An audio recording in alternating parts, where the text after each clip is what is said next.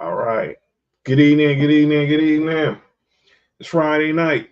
You know what that means. It's time for the number one sports podcast in the world. It's time for Sports for You. Live on YouTube. I'm John. That's Mark. Got Nick Freeze on Sunday. He'll be back on Tuesday. Big day on Tuesday. On your TV screens, your mobile devices, your laptops, your desktops on YouTube, X, and Facebook. Make sure if you're watching on YouTube, hit that like button, hit that share button, hit that subscribe button at Sports for You podcast. That's sports for the letter U podcast. Like us on Facebook at Sports for You podcast. Follow us on X and Instagram at Sports for You podcast. What up? What up, G? Guys, see you back in the building again. What up with it, G? Like us on follow me at John Watson 0984 on X and Instagram. Follow Mark on Instagram at High on Mark and at High on Mark 1 on X. You'll follow Nick on Instagram at 99Gorilla. And not to talk about, we're gonna continue on our 2-a-day series with Christy in the building. Christy, what up with it? Yeah, shout out to G. He was with us for our NFC AFC South 2-a-days kickoff on Tuesday. We're gonna continue with the AFC today. Shout out to G, shout out to Trail, shout out to Dale. Obviously, shout out to Sheet, everyone who joined the show on Tuesday. We got more coming up next week with the West, and we got our fantasy draft on Tuesday. It's gonna be a busy show Tuesday. We got the AFC NFC West, and then we will be doing our live Sports fantasy draft. So, if you're in the Sports U Fantasy Football League, make sure you got your reminder set. Tuesday, 7 p.m. So we're gonna be talking fantasy football, and we're gonna be talking NFL football at the same time. So we'll be ready for it. We'll be ready for it. Wi-Fi is gonna be on point. Now next Tuesday, this Tuesday, the 27th. Tuesday. Because we gotta make sure we got Nick here. So Tuesday. Is the Sports U Fantasy Football League. Make sure you got that sleeper app, that alert on that sleep. Obviously, we're gonna talk about more AFC. Okay, I'll remind you, Christy, but you got the reminder on your phone already, but I got you. But yeah, we're gonna talk some AFC, more on the AFC South. We're gonna talk a little NBA schedule, some MLB. It's a rule possibility change, and the unofficial start to the college football season tomorrow. What up? Well, Bella, she says it's better if you do it. I got you. Don't worry. You won't forget. But let's start off today. Obviously, we here in LA, and obviously we all know what today is. Obviously, we remember the legend as we do every year on our show. Today would have been the 46th birthday of one Kobe being Bryant. It's been now 4 years since Kobe left us in that tragic crash, which him, his daughter Gigi, and 7 others perished.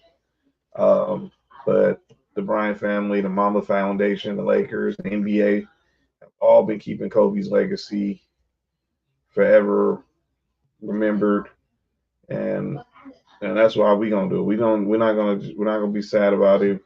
We're gonna keep remembering him for his greatness, what he was doing on the court, what he especially was doing off the court, and he was my favorite player.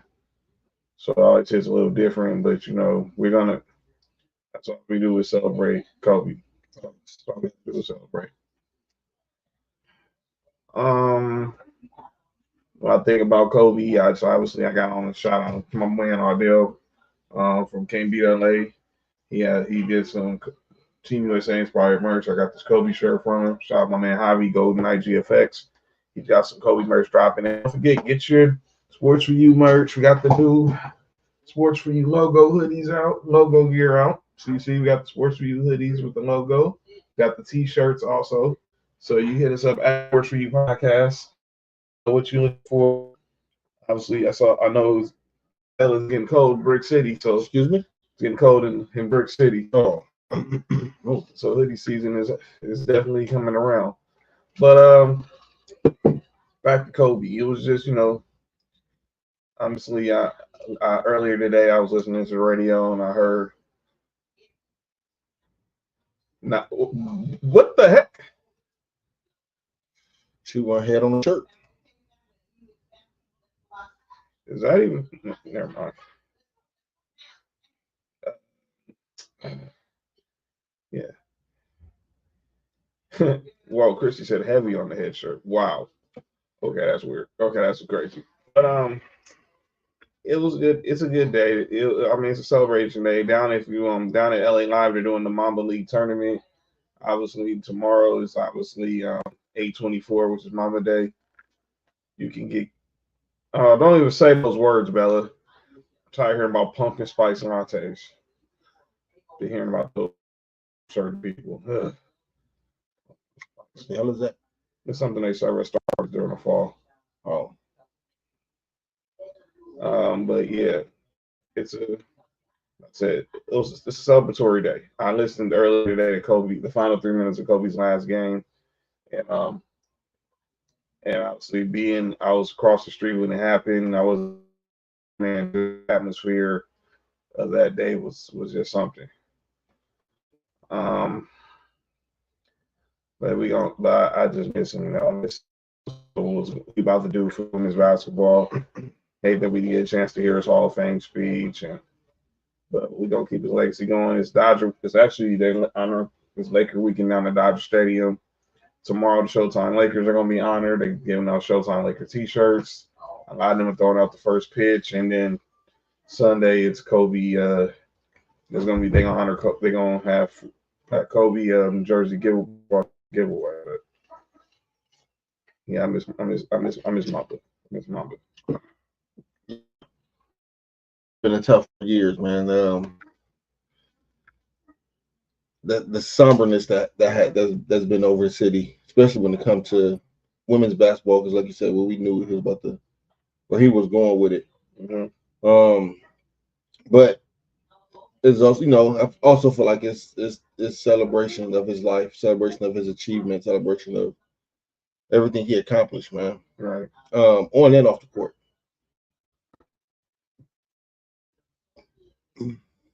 I don't know what conversation Christy and Bella are having, but I don't know who we should. Christy, you taste my pumpkin? I don't know what kind of conversation they're having, but yeah. Eat,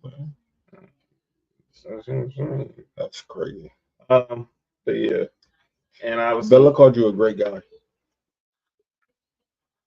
I don't know what she was talking about, so I'm saying she's talking about you. Okay, I don't even know how to take that. But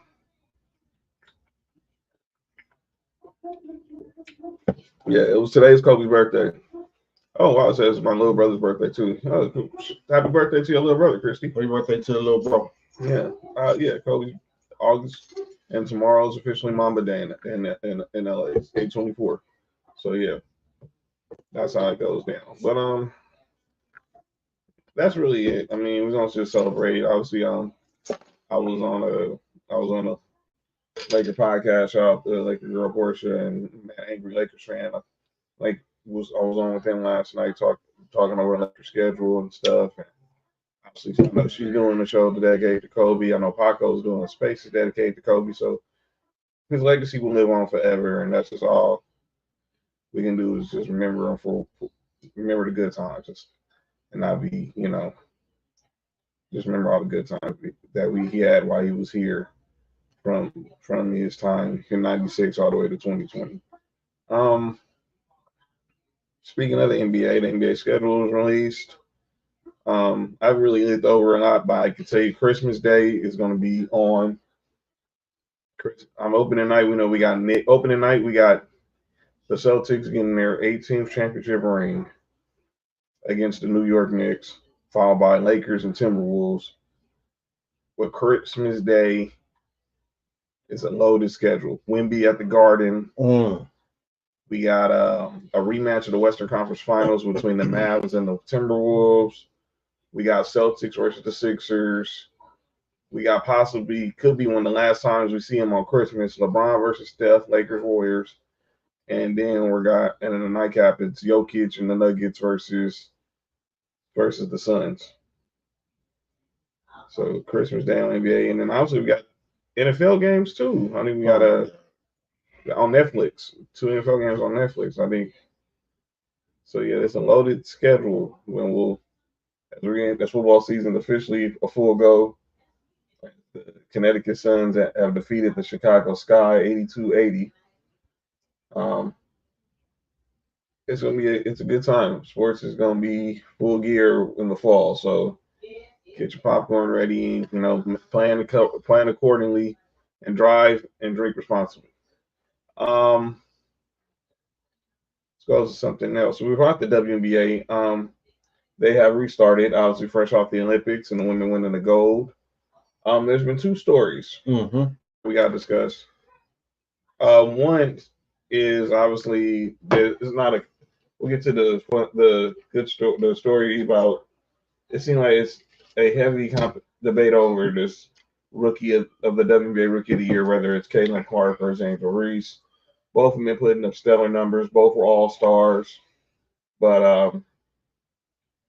I look at what their team success is right now. Looks like the Fever are making a push for the playoffs, and the Sky are right now on the outside looking in. But I need a question. Everyone wants to know who should get WNBA Rookie of the Year. A lot of people are saying you got some people saying Caitlin Clark, you got some people saying Angel Reese. But I just think when it comes down to it, I think it'll go to Caitlin Clark.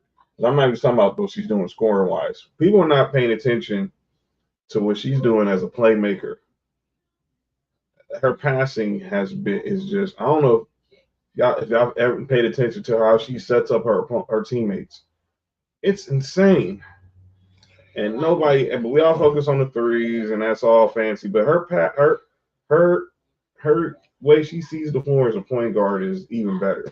Yeah, only if her teammates can learn to catch the ball sometimes. This man's. Yeah, she might not have as many turnovers. I think it's gonna be Cole Rookie of the Year. I think it's gonna be a Jason Hill.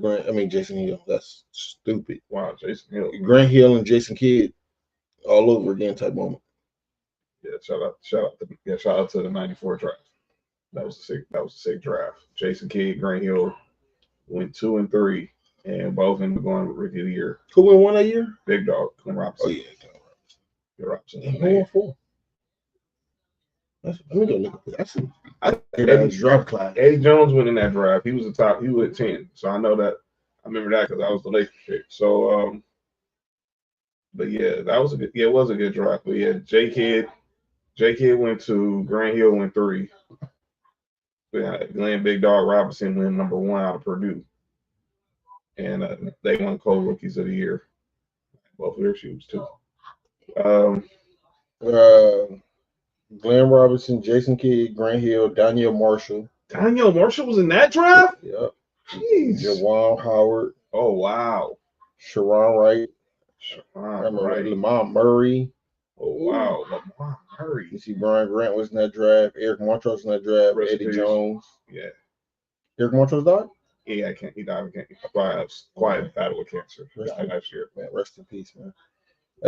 Eddie Jones, Carlos Rogers, Khalid Reeves, Jalen Rose. Damn, that's right. The red suit. Mm-hmm. He was going to the Clippers. Yanka Dare. Eric Piakowski. Cliff Rozier, Aaron McKee. Dickie Simpkins. Wesley Person. Hey. Monty Williams. Charlie Ward was in that draft. Damn, that's crazy. Rodney Dent, Howard Isley. That's not a bad draft. Dang. That's LaShawn Leonard.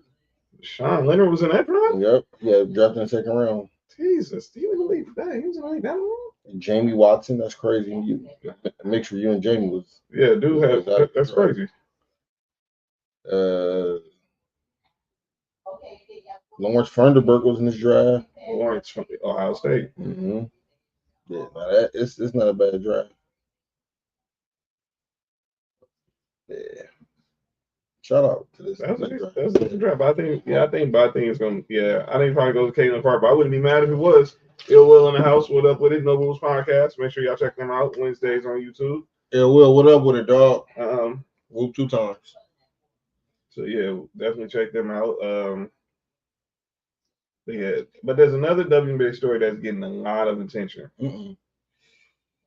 Have you been following the story with De'Erica Hamby? Uh, I've heard bits and pieces of it, but it sounds crazy. I'm going to give you like the real details of the story. So those who don't know, De'Erica Hamby, of course, who played with she was with the Aces. She's now with The Sparks. now with the Sparks. She is suing. She is suing the WNBA and the Aces over how she was treated when her time with the Aces. For, I'm gonna get the story. I'm gonna get it correctly because it was while she was pregnant. Obviously, while she was pregnant, they ended up trading her to the Sparks. She told the Aces that she should be back in time, healthy enough in time, for the season. But they didn't go that way, and they ended up trading her. No. When they traded her, was she healthy for the start of the season for the Sparks? Yeah. Okay. So she kept her end of it. Okay, go ahead. Now Becky Hammond, she's kind of doubled down on it, saying that it didn't happen. Although there's some text messages out there that prove that it is. What up, Sam? Sam, what up with it? So I'm gonna read the story. So lawsuit might end up changing a significant role playing in changing language in CBA about pregnancy and maternity leave. The league's CBA, and the league current CBA expires in 2027. The CBA, which was ratified in 2020, guarantees maternity leave with full pay. It also treats pregnancy similar to an injury, illness, or other condition, requiring players to notify a team of their pregnancy before they enter a new contract or accepting any kind of qualifying offer. So you have to let the team know you're pregnant before you sign the contract. Right. Got it. Okay. So the reading article, this from a reporter from the Chicago Sun-Times. Suit highlights the need the parties to revisit the language of pregnancy, but women to stand up for themselves and stand up for what's right is definitely what it pushes. Shush. Becky Hammond had not responded to questions about the lawsuit since it was filed, but when asked about the integrity of herself and the organization post game, she said she had facts. I've been in either the WNBA or the NBA for 25 years now. I've never had an HR complaint. Never, not once. I still don't because De'Erica did not file with the Players Union or WNBA. Those are facts. She added the allegations of bullying did not happen. I spoke with her every day. If she went to practice, she practiced. If she didn't, she didn't. Over the top care, actually, those are the facts. I don't like that. It was not a good look. I don't like that. It was not a good look. Now, by the way, Becky Hammond was suspended for 2 games by the WNBA based on their investigation. Yeah, I don't like the. I've never been anything. That's just deflecting away from what the issue is. You know what I'm saying? Yeah. So she clearly was deflecting, and people were saying if you follow who De'Erica Hamby is, she actually has a pretty good track record as far as where. Paco, what up with it? Good to see you here, bro. What up, Paco? She has a pretty good track record in regards to, in regards to her reputation as a player. Mm-hmm. So and she a hooper. Yeah, and she. I'm trying to find that lawsuit. So here we go. WNBA star De'Erica Hamby sues former team and league and legend discrimination over pregnancy. A federal lawsuit. Hamby, shout out to Simone Augustus in the house. Hamby alleged that the Las Vegas Aces failed to honor parts of her contract, then traded her after she revealed she was pregnant. WNBA star De'Erica Hamby sued her former team in federal court Monday. This was August 13th. And alleging the Aces discriminated against her after she revealed she was pregnant. The 3-time All-Star and Olympian also named the league as a defendant in the suit filed in the federal court in Nevada, which alleges WNBA officials failed to meaningfully punish the team after it investigated her claims last year, according to a copy of the complaint. In an email, a spokesperson for the Aces said he cannot comment on the ongoing litigation. He pointed a statement to a statement released last year after the WNBA investigated Hamby's claims that that said the team is committed to supporting the players. Our actions have always been consistent with our responsibility to hold ourselves to the highest professional standards. The WNBA did not respond to requests for comment. An email requested for comment sent to the address listed on the website to ACC head coach Becky Hammond, who was named in the suit, but not listed as a defendant, was immediately returned Monday. Coach Hamby now says she alerted the ACES staff to her pregnancy in August of 2022, days after she learned she was pregnant with her son, Legend, in the weeks after she signed a 2-year contract. So after she signed her contract, I guess so she found out she was pregnant, like 2 weeks after she found out she was pregnant, and it was a 2-year contract extension because she was already there. So it wasn't like she was a free agent. So let me I just want to make sure I have this right. Excuse me. She found out she was pregnant. She told the Aces, and the Aces still offered her the contract. So it says here, she learned she was pregnant with her son in the weeks after she signed. She already signed it. Okay. She signed her contract, and then 2 weeks later, after Hamby publicly announced her pregnancy during the championship parade celebration that September, the suit alleges team staff members began treating her differently, including failing to pay for her daughter's school tuition and instructing her to leave team-provided housing without explanation. The team had agreed to provide both as a part of her contract extension.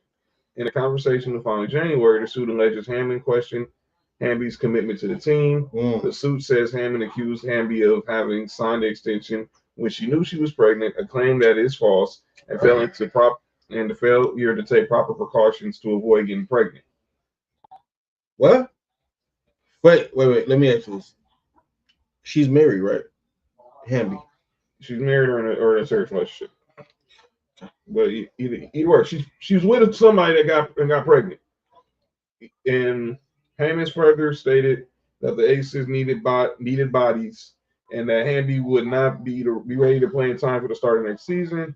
Alleging Hamby assured Hammond she'd give birth in the offseason and be ready to play by the preseason at April. The next day, January 16th, Mom's birthday, by the way, told Hamby her time with the team was up, the suit says. 5 days later, they announced that she had been traded to the Sparks.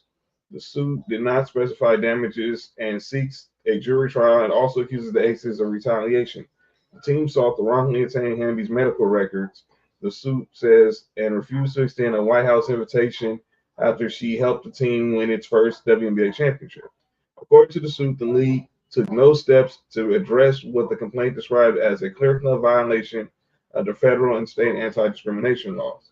After Hamby spoke out on social media what up, Noodle? Thanks, Paco. On January 21st, 2023, about some of the allegations in her complaint, the WNBA said it launched its own investigation. On May 16th of last year, the league said in a statement that the Aces had violated league rules in connection to Hamby's contract. The WNBA rescinded the team's first-round pick in 2024 and suspended Becky Hammond for the first 2 games without pay, according to the complaint. In a statement last year, the team said it was deeply disappointed by the investigation outcome. The statement described Hammond as a caring human being who forges closer with her players, who the team continued to stand behind.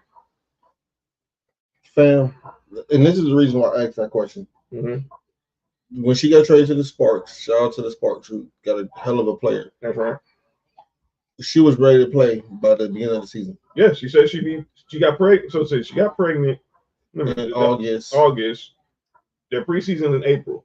That's way more than 9. That's season. So April to December, August to December is 4 months. So you think the first 5 months is May? She'd be ready about time training camp for the season starts. And I also read something that she was working out and practicing like with doctor's orders while she was like up to 7 months pregnant. Yeah. Yeah. Becky Hammond is messed up in the situation. The Aces is foul in the situation. As we're watching them right now, they're facing the Lynx in a home and home situation. That's crazy. They didn't want Hamby to get no link. I don't know. To be honest, it's kind of crazy. No, Hamby not. Oh, Hamby. Oh, not Hammond. Okay, my bad. But what Hammond is doing is giving that it sounds like she don't have kids. I mean, I don't know if she does. Becky Hammon has 2 boys. Birth or adopted. That I don't know, but I seen them. I seen them with her and her partner when they was at when she got inducted into the Hall of Fame. And see, I think that's what the difference is because I don't understand how you're not sensitive to even a woman's body who's going through this. You know what I'm saying? I was listening to and I was listening to Ramona show. We were talking about this Daryl Mason in Ireland because she just had 2 kids. Shout out to Momo. And she was talking about when she went on her leave. I think some companies push you to want to try to take as much time as possible, especially after giving birth, because she had her first son. She kind of rushed back. After she got birth, but then when she had her second son recently, she kind of took as much time as she needed, and it was worth it. Now, like you said, I don't know what the heck is Becky Hammon's end game. This is just a bad look for her. What it sounds like is she was trying to tell Hamby not to be pregnant, not to get pregnant. Mm-hmm. I mean, and I don't know if she's married or not, but you're trying to tell her to use condoms if she is married with her husband. That's fucking crazy to me. Yeah, you know what I'm saying? Yeah, you can't tell nobody how to if her and her husband or let me see if she's married. Go ahead. Keep talking. Oh, I guess the Raiders and the Niners are playing like preseason finale on the network. Let's go over here right quick. Shout out to Noodle with the update. Noodle, what up with it? It must be on a different channel. It's not on. Yeah, go to channel 5. It's not a good look for Becky Hammon. She looks. She really looks bad. Dearica Hamby is married. Ooh. As let's see, go ahead, keep talking. But yeah, she is married. That's not a good look.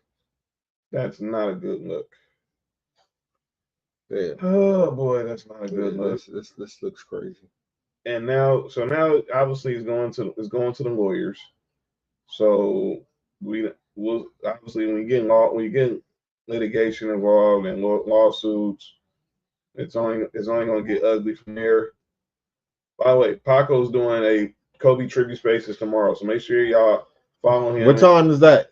At 8:00 Pacific time. So make sure if you're free tomorrow on the West Coast around 8:00 at Paco Salt on Twitter, he's doing tomorrow night. Tomorrow night. By the way, as we're watching, I got a party to go to, but I'm gonna check in with my guy Paco, man. Yeah, shout out to Paco. He joined us for the AFC North. But yeah, it's just not a good look. It's not, and it's even worse that this is coming from a woman. You would think that you would think they would be sensitive to another woman's body. You know what I'm saying? Yeah. Like, okay, you're going through pregnancy, and she said I'll be ready by the start of training camp, and she really was. Mm-hmm. Yeah. The Aces are really about to. Yeah, they about to pay. This is something that there's going to be a real black eye on the organization for right now, and they just don't have to just deal with it. Paco, we'll repost your Kobe tribute spaces on our Sports4U page. Definitely. And I'll do it on my personal page too. Definitely. Let's go to a little MLB, then we'll get into the football because we got college football back tomorrow, and then we'll do the 2-a-days. There's a rule being proposed in MLB. We also talk about how the game's changed with analytics and the way teams operate when it comes to pitching, pitch counts, and everything. It's being reported that MLB is considering a proposal, where pitchers have to pitch a minimum of 6 innings a game. That's stupid. 6 innings a game. That means, let's just say if one of our teams is playing, the Dodgers or Braves are playing, and our pitcher is getting lit up. Which happens. No. Go ahead. Okay. It's getting lit up. Mm-hmm. That basically means they have to pitch 5 more innings. Let's say they give up like 4 runs in the first inning. They still got to go 5 more innings, minimum. I do not like this. Everyone's saying, well, it's going to bring up runs. That's the problem. It's going to bring more runs. No, you don't need that. Because let's just say, like, I'm watching Walker Buehler, who has been struggling since he's been back from his Tommy John surgery. No, if he's having a bad first, if he's doesn't look good after one inning, you take him out. You don't leave him in there, and they gonna run up the score on him. He has no velocity on his fastball or whatever. Hype, what up with it? Yeah. Like Paco was saying, 6 innings a game, and what if they getting hit on all day? Yeah, I think that's what they're banking on. It's stupid. Boy, Rob Manfred, and some people actually think this is a good idea. I mean, boy, Rob Manfred, boy, he was This is a bad idea. I'm like this. If Kershaw's getting lit up like a Christmas tree and you're gonna keep him in there so he can give up 10 runs, ERAs are gonna go way up. I don't know. I don't like that. I don't like this idea at all. I don't know where it came from. I don't know why he proposed it. It's crazy. No, I'm good. No, keep it like it is. If you want to take a pitcher out after one inning, let's take him out after one inning, not after no dang 6. And that also eliminates the purpose of having a bullpen. I don't know what's wrong with baseball, man. And then every team in the major leagues have a bullpen game at least once every 2 weeks. Right. It's part of the game, man. Stop removing it. Let's respect. That's Rob Manfred. He has to be he's the worst commissioner in sports. He really makes Roger Goodell look like a saint. Pitcher salaries gonna go down if that happens. They're gonna be using whole numbers. They're gonna be using whole minors for their ball club by May 1st. Yeah. Mm-hmm. We already talking about how many these young pitchers keep having Tommy John surgery. You gonna just make it worse? Like pitchers are gonna be pretty much on.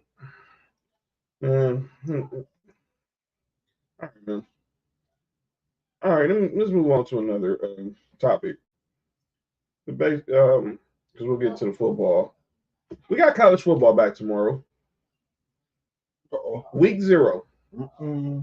Week 0. We got week 0 tomorrow in Dublin, Ireland. Florida State will take on Georgia Tech in Dublin. The pubs are going to be lit in Dublin. The pubs are already lit.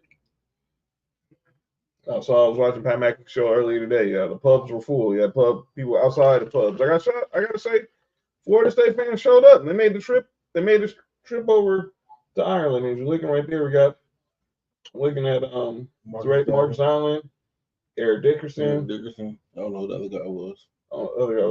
But yeah, I was watching the Raiders in Vegas, and there's the new kickoff rule. Still don't understand this. All right. Huh? I can pick 2 if you're doing picks. I don't know what you're talking about. What you mean, Paco? No, it's like no, we're not doing no picks for college football. No, we're gonna talk. We'll wait till next week. We're talking about the playoff and stuff. But Florida State, the officials, not the real official launch for college football is next Saturday.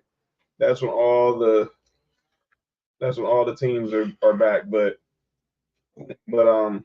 Florida State tomorrow, they're facing off tomorrow against Georgia Tech in Ireland. And game day, ESPN's down there, game day's down there. So look at this. Sorry. Nathan Peter. Wow, Nathan Peter. How does he still all right? He got photos on somebody, man. How does he still have a job? Real cool. Well, girl, good to see you. Thank you for having me on the show last night. Shout out to you and Angry. Yeah. Football picks weekly for the. Oh, definitely. Well, we got you, Brock. On the trip. Don't even worry about that. We'll worry about that when the season starts. But can't wait to college football gets officially going next week. My Tennessee Vols next week. but it's gonna be all good. Let's go over to the NFL and we'll talk about the two-a-days and some other topics. As obviously, again, shout out to Trail, the Dale, the G, and obviously and she. They joined on Tuesday. We talked some NFC and AFC South. We're officially in the last week of preseason, and we still don't have. And are we seeing starters in this game? No starters. No starters are playing. Although I heard in the last game, I think Jacksonville played Trevor Lawrence a lot, but holdouts are still continuing with the BA. Yeah, Brandon Ayuk. Obviously, still nothing there. Still nothing on the CD. Nothing on there. Nothing done with CD Lamb yet. So we still have a lot. There's just that's that's tomorrow. Florida State. That's the game we're talking about. Florida State and Georgia Tech. It's noon. It's 9 a.m. on the West Coast. It's noon Eastern. So it'll be noon Eastern. No, it says that Don Cheadle on that shirt. Heck no, that Don Cheadle. You gotta relax. Yeah. Don't hate on Don Cheadle though. Nah, I ain't on Don Cheadle, man. No, ain't on Anthony Mackie. Ain't on Anthony Mackie either. That's Kobe Bean Bryant on the shirt. Come on, Freaky Zeke, be respectful. That's Kobe Bean Bryant. Y'all know what it is.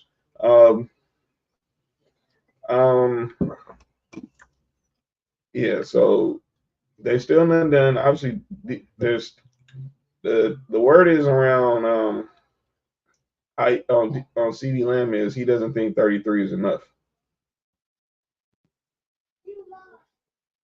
Who said that? About mom. Oh, that should be right on time. Yeah. Kobe Bean. Hey, relax. You gotta relax. This is out of control. Hey, Zeke, be respectful, dog. Be respectful, dog. Come on, man. Listen, I'm not ever the one to tell nobody what their worth is, who they, what he should settle for. If CeeDee Lamb felt like he's worth more than 33, then my G go get what you worth. Right. I don't know I personally don't know what the Cowboys are waiting on. Nose Nation, fuck out of here. What? Okay. How is Florida State playing in Dublin and not Notre Dame? That's my question. Because Notre Dame never. Nope. No, don't do that. Nope. But yeah. If it was a team for the white boys from Notre Dame, they'd been out there playing. I don't know how niggas root for Notre Dame. That's right.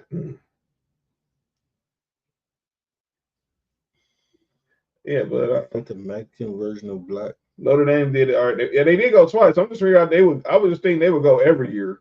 Why do you think they should go every year? I mean, Ireland. I'm just trying to figure out what make good sense branding wise.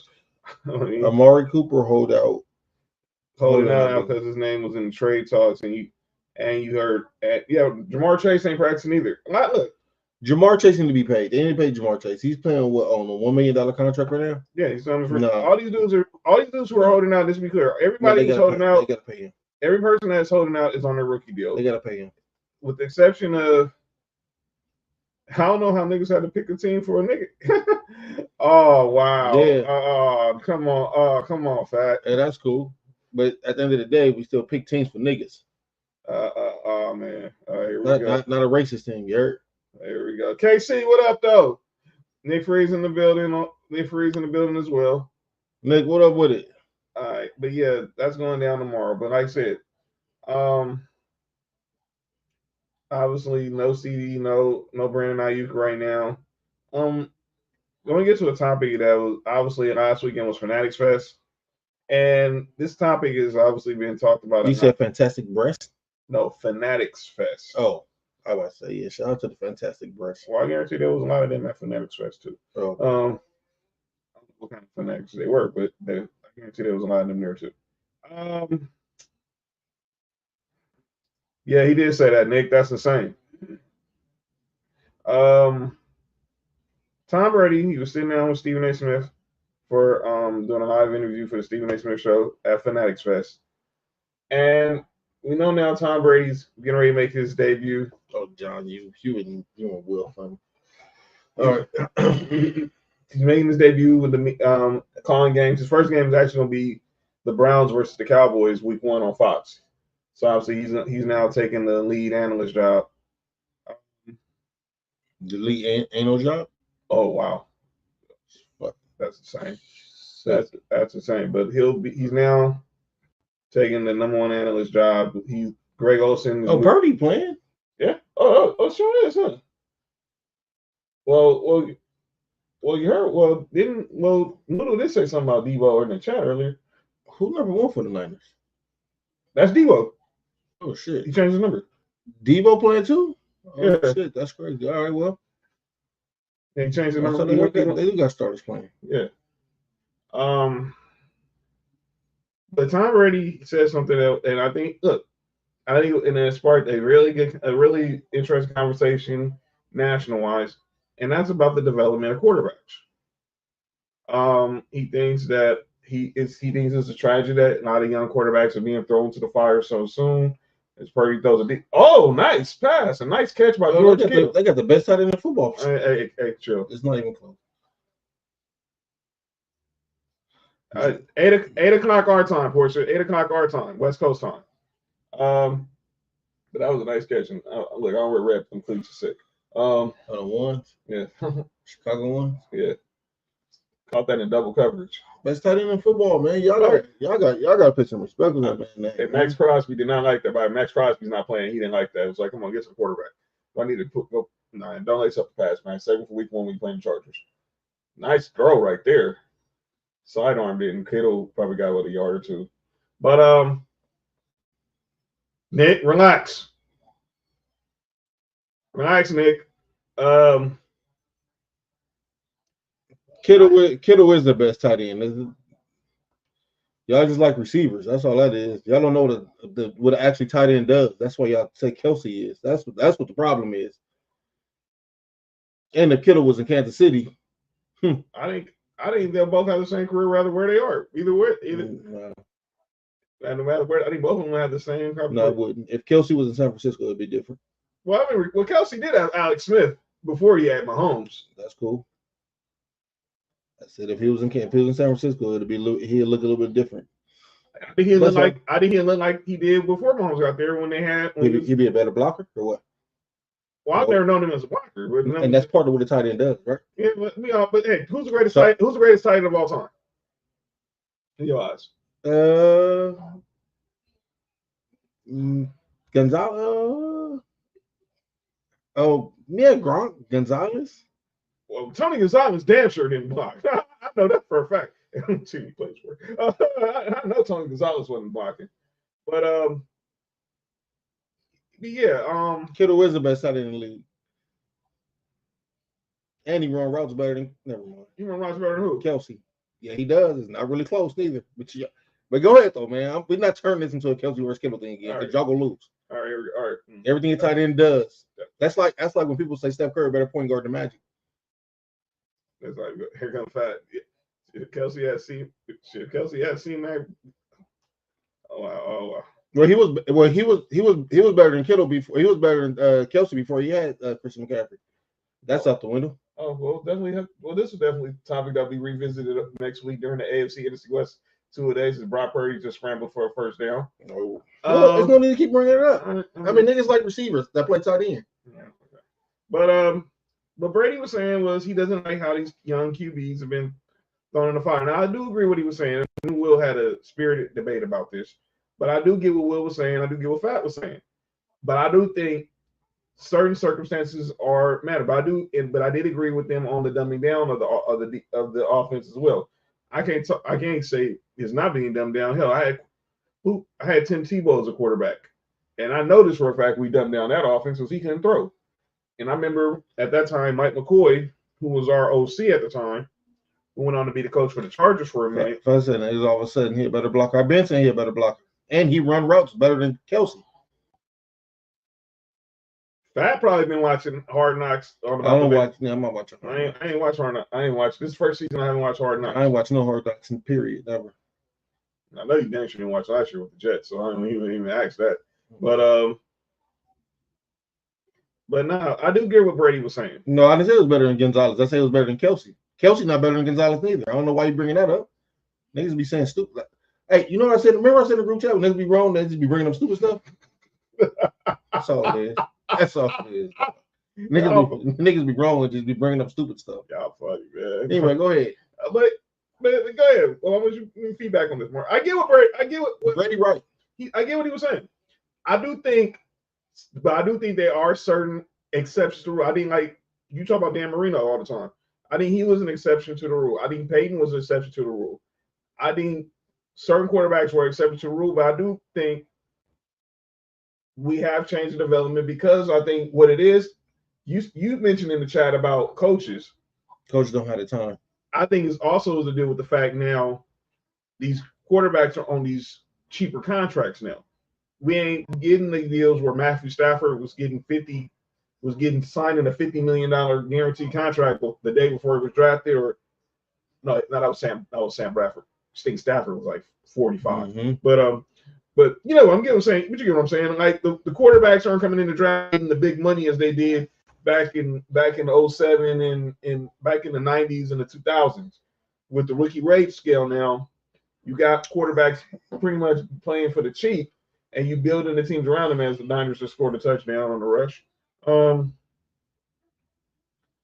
But I do get what he was saying, and I think a lot of people were also wondering how Brady's going to be as an analyst. They think he's going to be kind of boring, but I listen to Peter Schrager. I watch Good Morning Football every morning. It's my favorite show to watch on TV on NFL Network. And Peter Schrager works for Fox on their pregame show. Maybe the coaches ain't as good as they were.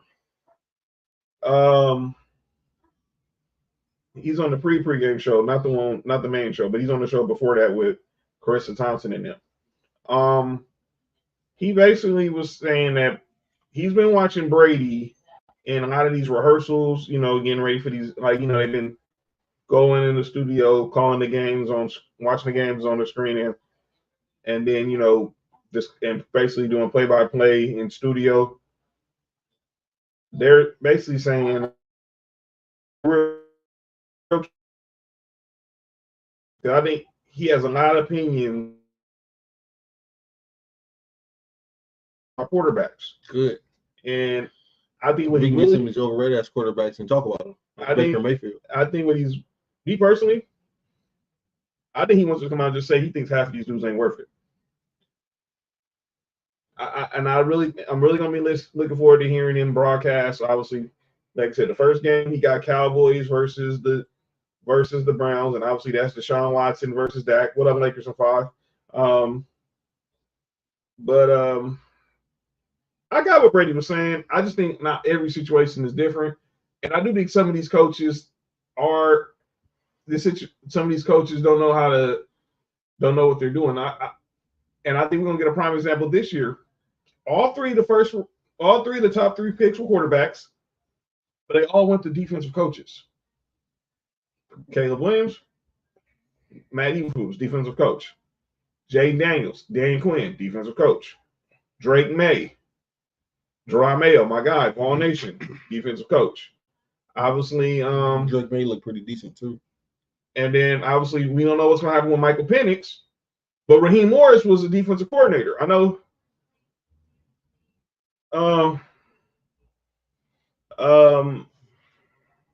He did spend some time in offense, but we know him as he was a defensive coordinator. The only 2 quarterbacks in the first round that went to offensive coaches. One's not going to play this year because of injury, and that's J.J. McCarthy. And then my Broncos taking Bo Nix, but we'll talk more about that next week because I have a lot to say about my head coach when it comes to that conversation. But I do get what Brady was saying. Imagine Peyton having that early 2000 Patriot defense. And that's what I wanted to say about Brady. And I was saying this to Will, and I think Will was missing my point about Brady.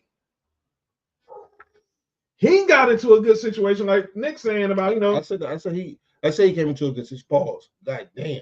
Whoa, wow. Hey, he got drafted to a good situation with Bledsoe being there. And if I'm not mistaken, I'm listening. They said he was the 4th string quarterback. Now I don't know if Tom Brady at Michigan.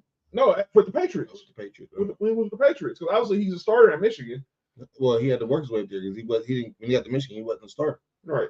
He wasn't even a backup when he got to Michigan. No, Brian Greasy was the guy. I know that. That was Charles Woodson. That was Team Charles Woodson. But not. I think situation matters because I do think if you go to a situation like with like Aaron Rodgers going like when Aaron Rodgers, Aaron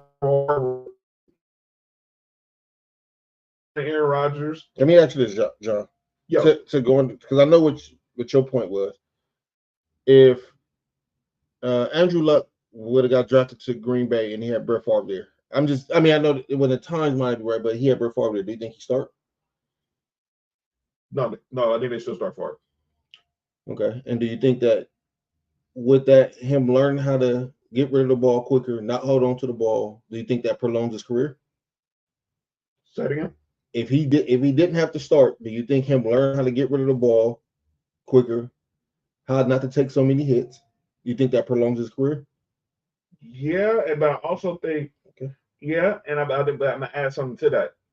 I just think the Colts did a horrible job developing that O-line, which is correct. All that, and I'm not denying that. But what I'm saying is you as you learn how to play that position, you learn the tricks and trade of getting rid of the ball quicker. That's why you've never seen Tom Brady get hit so much.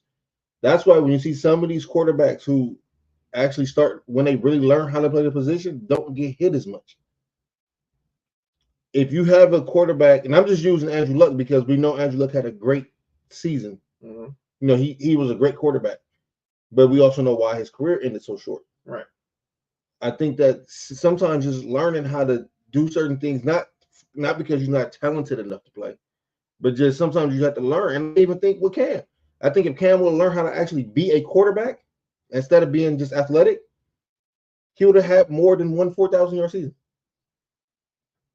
I've always said that. You know what I'm saying? I think it's different.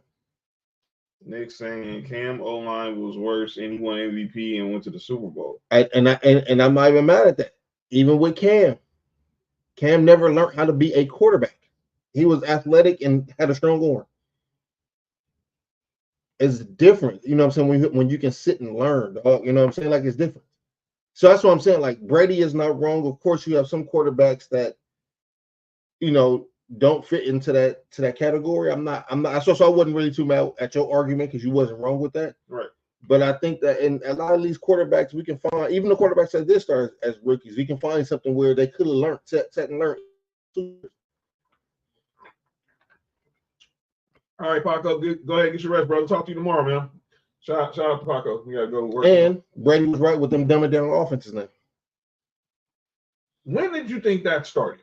Because I think about, okay, well, for me, because obviously I think about with the Broncos, we had a time where obviously after LA retired, we went through that revolving door where it was Danny Cannell, quarterback. Obviously, we had Greasy, we had Danny Cannell. We brought in Jake Plummer. He got us to the AFC Championship, but we ran into the Steelers. How many times? I don't know why Vic even comes up, but how many times Vic threw 400? I don't know, but I know Vic was a better quarterback when he was with the Eagles, and he learned how to play quarterback there. And then obviously we went from Jake Plummer to Jay Cutler. And then we went from Cutler and obviously to Kyle Orton and then Tebow. And I think the changing of dumbing down offenses started when coaches' leashes started to get shorter. Because if I draft a quarterback, fans want to see him. People want to see him. Right. Instead of sitting them and letting them learn how to play behind a bridge quarterback for a year or two, now I have to play him. And so now, you know, I might not be able to put everything in the offense that I want to put in the offense. So now I have to, you know what I'm saying, kind of dumb it down a little bit.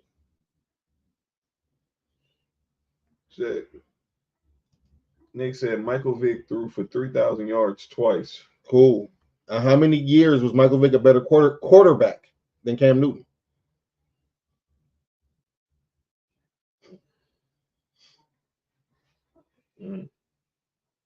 This is a good discussion.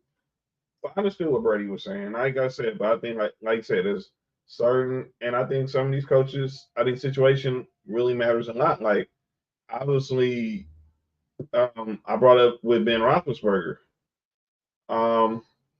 He was behind Tommy Maddox at first, and then his rookie year, he gets thrown in, and I think the Steelers go 14-1 with him as a rookie. Mm-hmm. I lose in the AFC Championship to the Patriots, and then the following year they beat More us. than 2. Huh? He said 2. Only 2 years, Michael. Okay. And then they lost to us. I mean, they beat us in the AFC Championship the following year when Ben was a full-time starter. But like, see, he was a game man. Mm-hmm. But he was game manager, and I think that was the same thing with Brady. I was trying to say, to me, and I could be wrong. He said maybe Cam would have been better with Andy Reid. Maybe Cam would have been better if he learned how to play quarterback. But I said this, and I could be wrong, but we didn't really start talking more about Brady as a QB until he got Randy Moss. We focused on the first 3 Super Bowls. We always talked about the defense with Willie McGinnis and Rodney Harrison and Tyne Law and Lawyer Malloy and Teddy Bruschi. We always and Richard Seymour. We always talk about that defense, those defenses. And we don't talk about, and Brady hadn't won any MVPs until obviously the year he gets Moss, and then everyone was like, "Oh," and they break all these records. Obviously, they go undefeated, and we all know how, and they end up losing the Super Bowl, which is still crazy. Following year, Brady tears his ACL week 1, and everyone started thinking Matt Castle is the guy, but then Brady was like, "Watch out!" Goes win comeback player of the year, then the following year wins MVP. With Ben, like I said, he game managed because he had, and there's another thing I think other people did forget when it comes to that situation. What was the most important position at that time when you had a young QB, Mark, in your eyes? Left tackle. Skill position wise. Running back. That's where I want to go to. A lot of teams aren't drafting with the way because the way everyone now wants to focus on passing, we move away from running back thing. I was with my Broncos fan groups on a Sunday, watching the Broncos Packers game. I was talking to a guy, he's a Dodgers fan like me, and we were talking about how it's saying how in sports they're pushing black kids away from baseball. The way in the NFL, they're pushing coaching away from running backs. Look at the drafts. We don't get running back. When we grew up, running backs going in the first round was like a given. Mm-hmm. And then all of a sudden, 2012 happens, and Trent Richardson goes number 3, and he ends up not looking like Trent Richardson at Alabama. So then teams started, no running backs went in round 1. You had the first running back in 2013 being Gio Bernard, and then Le'Veon Bell. You know where I think messed up running backs? What was that? Austin Eckler. Who was a running back that got hurt that allowed him to start playing? Was it Melvin Gordon? Melvin Gordon was fumbling. Okay, but it was a reason why they set him down, and then Austin Eckler came in and started balling, right? Yeah. So now that means running back is a replaceable position. I think that's kind of, what I'm saying, to me, when it started. Another one is, you think about these running backs. That's true too, Nick. Nick just said in a 3-year span, it was a 3-year span of bad running backs that ruined it for good ones to be drafted. Yeah, like everyone, I think of Trent Richardson. He got traded this next year to the Colts. But we had running backs going all the time. Then that next year, no running backs won the first round. It was Gio Bernard, then Le'Veon Bell. I remember we took Monte Ball that year. He was started. Hey, let me ask you a question. Yeah. What was when Drew Bledsoe got hurt for the Patriots? That next year the Patriots won the Super Bowl? They won the Super Bowl the same year he got hurt. Okay. So the year before Tom Brady started playing, their defense was still the same? Yeah. What was the difference? What was the difference in quarterback? What was the difference in one team winning championship and one team not?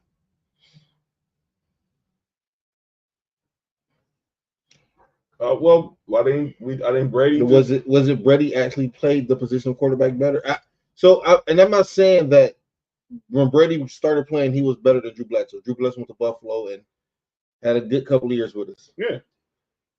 People forget Drew Bledsoe was a former #1 overall pick. But what I'm saying is the Tom Brady, whether it was game managing, because we know he was a game manager, and when he first started, did he game manage that offense better than Drew Bledsoe did for them to actually win the Super Bowl, even though they didn't win it because of Tom Brady?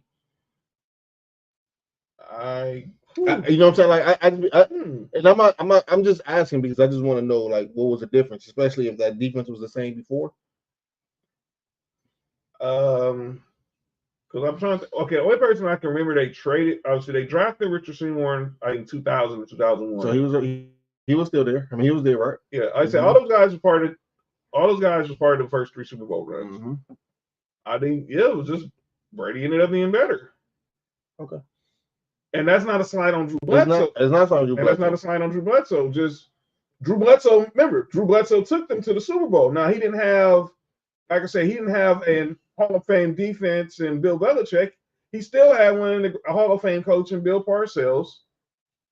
Obviously, you had he had Curtis Martin. He had one of the greatest running backs of all time, in Curtis Martin. Mm-hmm. You had Ben Coates at tight end. I forget who their wide receivers were. Holy shit! Wait, what year he lost that Super Bowl? 96, 97. It was to the Packers, huh? 97. That was your Desmond Howard won MVP. I'm gonna just look something up real quick because that offense sounds better than the offense that Curtis Martin. It was Drew Bledsoe, Curtis Martin. Ben Coates was the tight end. Ben Coates was nice. I don't remember Terry Glenn. Oh snap! That's right. All right, they had Terry Glenn. Motorcycle accident. Oh yeah, motorcycle accident. That's right. Yeah, Terry Glenn was the #1 receiver. Was #1 wide receiver. They had Keith Byers. Oh, I remember Keith Byers. Fullback, right? Mm-hmm. Who's their defense? Is my question. I know Ty Law was there because I know he got drafted in the 90s. Let me see. All right. Yeah, it sounded like that offense was better the year that they lost. Yeah, I can tell you who was on. All right, so on offense they had Drew Bledsoe, Curtis Martin, Keith Byers, Terry Glenn, Sean Jefferson, Ben Coates. Yes, Van Jefferson's dad. Mm-hmm. The defense they had Chris Sullivan. I remember that name. Mm-hmm. Mark Wheeler, Henry Thomas, Willie McGinnis. Willie was there. Chris Lay, Ted Johnson, Todd Collins, Ty Law, Jimmy Hitchcock, Lawyer Malloy, and Willie Clay. You had the same secondary with Ty Law and Lawyer Malloy. Mm-hmm.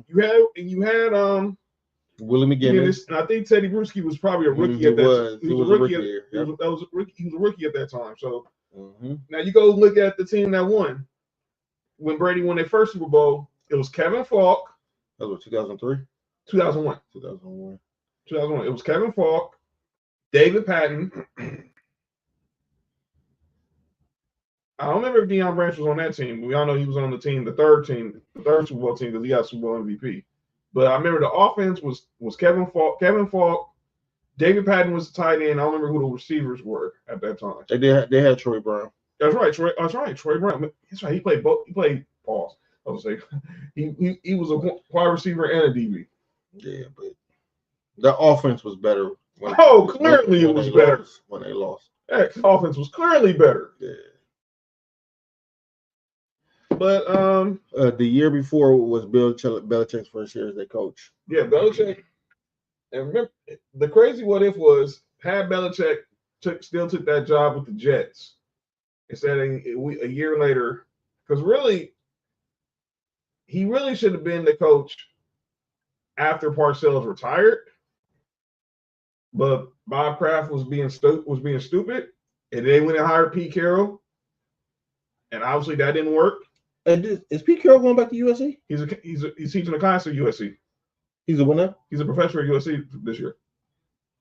Wait, he's teaching at USC? Yes. That's crazy. All right. Yeah, I don't know. Pete Carroll might be the GOAT. Oh, that's a bad interception. They played. They played. Oh, he's saying that. Interception. Damn it. Brock Purdy just threw an interception. That's off Debo hand. Yeah, you gotta catch that. Worst interceptions. But those interceptions they used to have when they used to throw it to fat. Oh wow, that's hate. Nick said the same year they won, they also had Seymour, Matt Light. Matt Light was on the squad. Matt Light was on the line. But yeah, I think about a lot of quarterbacks had they got the luxury of sitting for a couple of years, they probably we would look at them different. I do think that I just feel like Tom Brady, right? And I do, some of these quarterbacks, 90% of these quarterbacks need to sit at least a year. And I was saying this to Fat and Will, like if that's a theory, which look, I'm not against. I know my girl Kimberly Martin, she thinks that we shouldn't throw young quarterbacks to the fire. Well, we found out I found out that it wasn't no surprise to me. I knew Bo Nix was going to be our starting quarterback because there was nothing he could have did that was worse than. And Bo Nix older than some of these veteran quarterbacks. Never mind. Yes, he's 20. He'd be 20. He's 24. He'd be 28. And hey man, relax, man. My bad. You trying to say you're older than Stetson Bennett? No, Stetson Bennett was 35. He's the same age as LeBron now. And KC was like, man, Stetson Bennett, he was turning up. He was turning up at Athens, Georgia. You probably try to find a way to Athens Park too. You never know. Stetson Bennett from Athens Park is crazy. But yeah, if Michael Jackson be a Crip, Stetson Bennett could be a Blood. Yeah, that's still wild. That's still a wild story to me. Who said that? Wasn't that Quick who said that? His picture's out. I seen the picture. Wasn't that from the? That's not Photoshop. What was set? Is my question. I didn't watch the clip, but I see that. I'm like, I've seen the pictures, the infamous pictures. But obviously, that was. I want to say, which one? Because the tire he had almost from the way you make me feel video, but running around Crips and the way you make me feel video was crazy. That is insane. Wasn't that the blue? Am I wrong? Wasn't that the blue shirt that Mike had on in the way you made me feel video? Dog. Did it not? Dog. Dog, Michael Jackson, my favorite artist. That was the blue shirt from the way you make me feel video, right? That nigga being in that. Oh, kids don't call no names too. Oh. Oh yeah, man. Me and Shrell was thinking that conversation was wild. But we'll see how these quarterbacks do. Look, I want them all to succeed, but look, there's nothing wrong with sitting them. But I think let them sit for a year. Like, don't get me wrong. I know you want to see some of these quarterbacks come out and play, but in your case, I'm not mad at Bo Nix starting because he's played the most games in college football history. Yeah. Michael Penix is in a great situation. I love what Atlanta did when they drafted him. I know people don't understand why they did it, but perfect. So Michael Penix can have that sit down and learn from a veteran. Who else got drafted? Drake May. He probably go start. I don't know. Even though who was there over there with quarterback? Jacoby Brissett. Even though they say he's not been looking good, but yeah. Drake May might start, but even with that, New England is a run-heavy offense, and they go focus on their defense. But I wish they had a Todd Gurley. What about Todd Gurley? I think it was saying running backs, having that running back. Well, no. Well, as a Georgia fan, I'm gonna tell you this: Todd Gurley got hurt in college. Sure did. And they told the report was that Todd Gurley had 5 good years. And that's exactly what he had. It's exactly what he gave the Rams. He gave 5 good years. Was offensive rookie of the year. Had that bad year the first year that was in LA when he said Jeff Fisher had us playing the middle school. Oh, that was dangerous.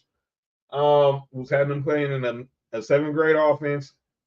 McVay gets here. And then next thing you know, Nathan Peterman, sorry. Well, thank God that's why they got him. If he was black, he wouldn't be in the league. Wait. Oh, what? But yeah, he white privilege like Batman. Even the late great Jim Brown said Trent Richardson was garbage at running back. Well, I think obviously we all know Trent Richardson got drafted because he was with Alabama. He was balling in Alabama, but and like I said, that's what started the the value in the running backs. Because you think about with Brady, his running backs, obviously he had Kevin Falk. And that's the thing is, Kevin Falk without Brady, we would think probably wouldn't be a good quarterback. Mm-hmm. I mean, good running back. But I think that marriage between Kevin Falk, because of the type of running back he was, where he did everything well and not one thing really great. Right. You know what I'm saying? Like that helped out that offense a lot. And then who did they trade for the year they won the third Super Bowl? They won. Who was it? Corey Dillon? No? That's right. It was Corey. They traded for Corey Dillon. Mm-hmm. Yeah. And despise what they were talking about on the Tuesday show, Eli Manning just shouldn't be automatically first ballot Hall of Fame. He shouldn't be. I wouldn't put him in the first ballot. He got to wait. Yeah. But anyway, yeah, go ahead, dog. By the way, speaking of Hall of Fame, they made a rule today. Coaches now don't have to wait the 5-year waiting period like players. They'll get in when. Let's just say for the sake of argument, Bill Belichick says I'm done and doesn't want to coach next year. And even if he does, he doesn't want to coach next year, he's going right into Canton. Same thing with Pete Carroll. Eli Manning threw 20 interceptions 4 times. And they be killing Joe. What? Eli Manning threw 20 interceptions. Yeah, you say you're right. And they be killing Josh Allen. I mean, that's like the quarterback that overrated as quarterback that used to play for the Steelers. Oh, that was that. Don't get me started. Don't get me started. That nigga might be the most overrated quarterback in the Hall of Fame. Oh, Terry Bradshaw? Yep. Definitely. Nigga talking like he. I remember I used to talk Dan Marino like he was just great. And nigga, no, not Big Ben. No, Terry Bradshaw. Terry Bradshaw. Big Ben's is either gonna be. I fuck with Big Ben on the field. Will he do off the field? Nah, yeah, off the field. No. Off the field, you're a wild dude. Yeah. But he probably with Bill Cosby. Who said that? I'm trying to say. Hi, Mom. Hey, what you looking for? My snack. Let moms be great. She's not bothering us. She's not. I didn't say you was bothering us, but I know I could have told you where they were. But anyway, we're gonna go over to the 2 a days. We get shot my man Mike. About man Mike Patton. He sent some notes about the AFC South. And we had Sheet on here talk coach. Yo, Nick, that's a wild name. Wait, he said Ben raped his burger? He said Ben raped his burger? Yo, raping somebody's burger is wild. Not the fur burger. And Bella said her Ben is big.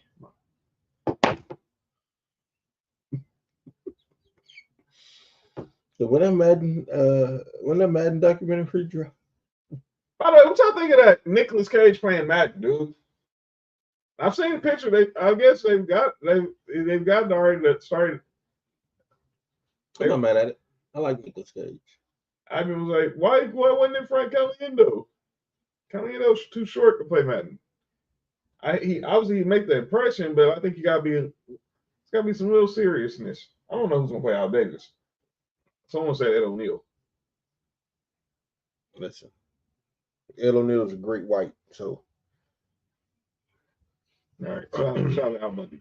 All right, but let's get to the 2 a days. And his character on Modern Family. He hit the TV wife jackpot with Married with Children and Modern Family. Definitely a Modern Family. Yeah, because I'll plug Peggy. Wait, what? Are we on air? Yo, you all right, man? Huh? I don't know why he was so resistant sometimes to her. Huh? All right, yeah, let's go ahead. We're gonna talk. Let's get to the 2 a days. All right, I'm again shout out my man Mike Patton, touring the AFC South. He sent over some notes for us for the talk of the AFC. KC funny. KC's I got my wings now. Now I'm too. That's all I man KC Sports Show. Lemon pepper, you heard? ATL in the building. All right, here we go. So we gonna start. We talked about the Colts the other day. Now, obviously, they had the year. They had the year before where they can't have that epic comeback against the Chargers. Now they took a step back last year. I would know Trevor Lawrence and Calvin were on my fantasy football team. You know they got me to the finals.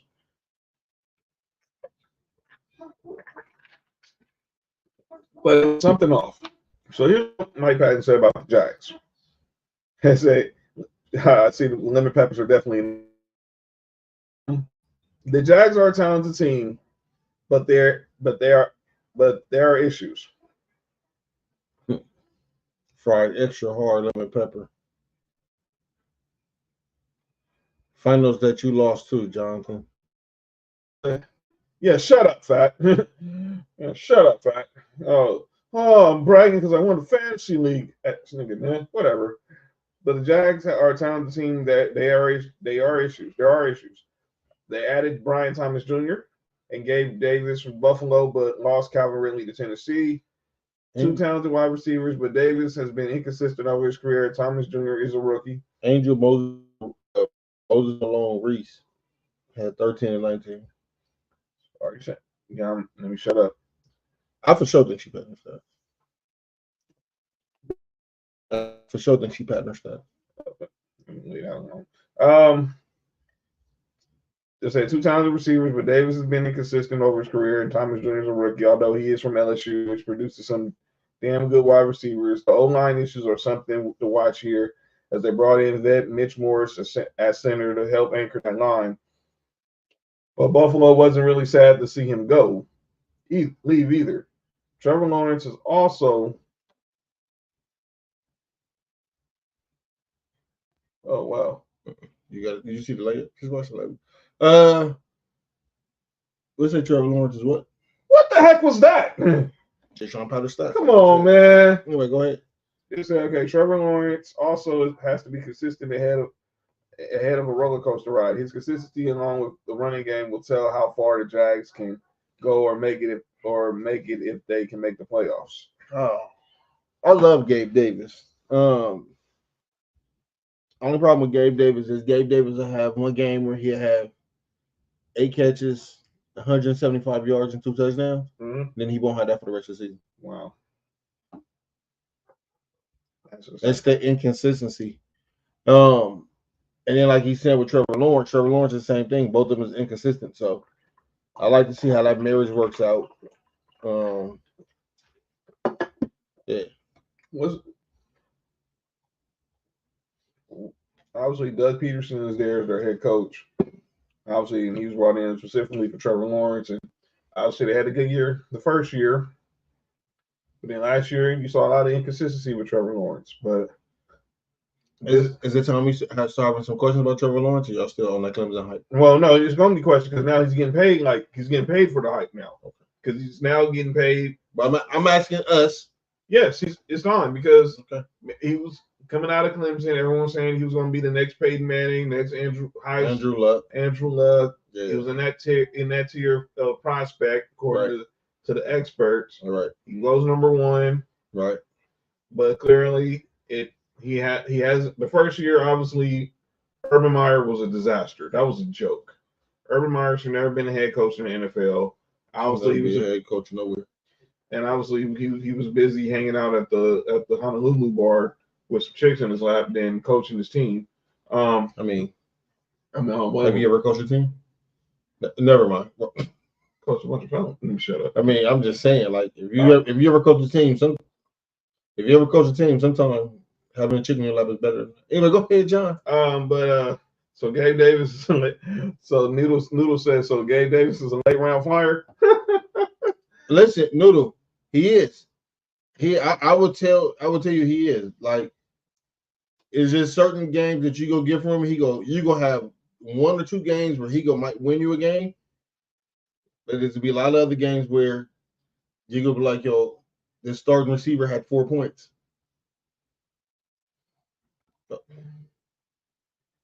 Yo, what is going on? Whoa, no way. No way, number 49 ran up. No. First of all, they just gave up a touch. They just gave up one to the house. And they almost just gave it back. We'll just threw it back. That's crazy. Pause. All right, back to the note taking. Yeah, and obviously, like I said, Calvin Ridley's now gone. Calvin Ridley's now in Tennessee. Who we're gonna talk about next? Who's next thing we're gonna talk about? But all eyes are gonna be on Trevor Lawrence now. You got this contract. You gotta live up to the hype. What receivers they have now? Uh-huh. They got Bryant. They got Gabe Davis. Gabe Davis. They drafted Brian Thomas Jr. from LSU. And obviously they let Calvin Ridley. They got Christian Kirk from. They got Christian. Oh, Kirk. they got a solid receiver. And yeah, he should be good. So yeah, and then obviously still got Travis Etienne. His little brother go to the best college team in football. We played for the Holes one last year. They probably did. He did, but now he goes to the best team in college football. Yeah, I'm not gonna go to Georgia ass nigga. All right, Titans. Offense has been retooled. Obviously, they fired Mike Vrabel. Obviously, now they bring in Brian Callahan, the offensive coordinator from the Bengals. The offense is retooled from a run-first offense to a pass-first offense under new head coach Brian Callahan. Obviously, Derrick Henry's gone. He's in Baltimore now. They signed Tony Pollard. They have a lot of weapons, but the key thing is, can Will Levis lead this offense? Which this is an audition for him as a starter and a QB of the future for the Titans, because he doesn't have a fifth-year option because he wasn't a first-round pick. Defense has been retooled in the secondary with Chidobe Awuzie and L'Jarius Sneed at corner, giving them the best combo of cornerbacks in the AFC South. Fast said Titans got solid players. They lose in week 1 though. That means they're playing the Bears. Question will be at linebacker outside of Kenneth Murray, who they brought over from the Chargers. Jack Gibbons is the starter alongside Murray, but there are questions about him if he can get the job done. Acquisition of Quandre Diggs is one that will definitely help the Titans. They are a team no one knows their ceiling or their floor. They could win 10 games or it could be 5. Titans got solid players if they lose. So it looks like, obviously, with the Titans, obviously he's going to start with you got a rookie head coach. So Will Levis is going to be in a new system for the second straight year. Obviously, there's no Derrick Henry there.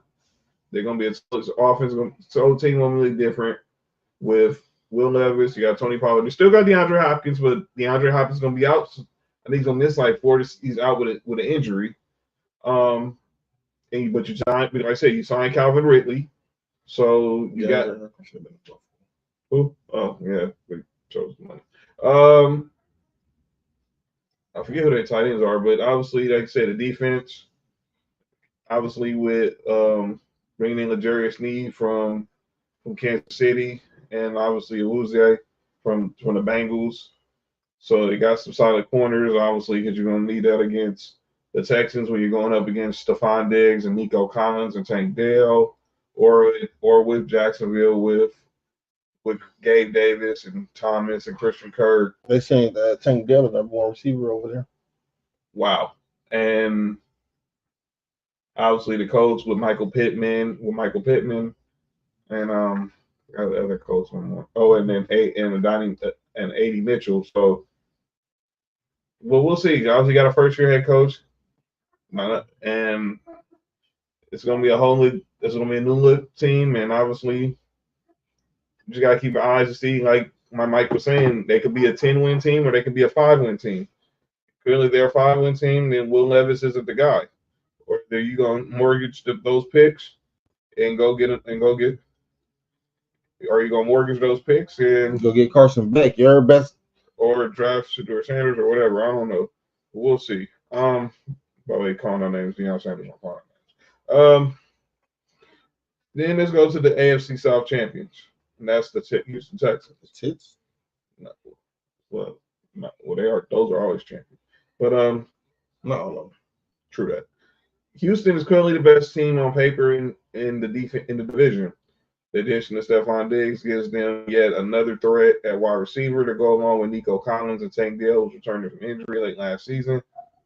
Tight end Dalton Schultz is a weapon too to monitor as well. That's right, they got him too. Yeah, ready to go, Cowboys. The biggest thing is, can the O line keep people off CJ Stroud as well as they did last year, and can the run game be better with the addition of Joe Mixon replacing Devin Singletary? I will say yes. Defensively, they've added more pass rushers in Danielle Hunter, Danico Autry. He's going to be suspended for the first 6 games. Well, I think that suspension might have been overturned. I don't know. In the interior, to go along with last year's defensive rookie of the year, Will Anderson, the question is the depth up front, and can they stop the run? There's no depth in the interior, and Tim Settle may be starting in place of Autry for his suspension. They had serious issues at times stopping the run last season. Also, there's a question as to the health of the emerging linebacker Christian Harris. It's starting to come into question.